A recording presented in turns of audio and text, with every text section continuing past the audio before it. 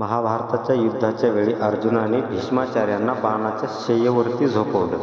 त्यावेळेस भगवान श्रीकृष्ण भेटायला आल्याच्या नंतर भीष्माचार्य भगवान श्रीकृष्णांना विचारतात, हे केशवा, मला तर माझ्या मागचे 10 जन्म आठवत आहेत.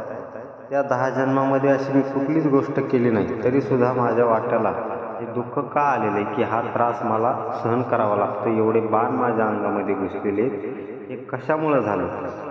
हा त्रास मला सहन होत नाही आहे देवा, तुम्ही मला सांगा हे कशामुळे. त्यावेळेस भगवान श्रीकृष्ण सांगतात, भीष्माचार्य, हे तुम्ही ज्यावेळेस राजकुमार होता, जंगलामधून तुम्ही प्रवेश करत असताना वाटेत एक साप होता.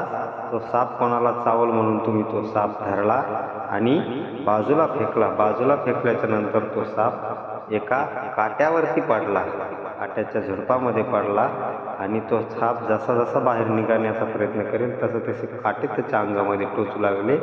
प्रचंड यातना त्याला सहन कराव्या लागला. अनेक काटे त्याच्या शरीरामध्ये घुसले. त्यावेळेस त्यानं देवाला विनंती केली, ज्या कोणामुळे मला असा त्रास सहन करावा लागतो त्याला सुद्धा एक दिवस असाच येऊ.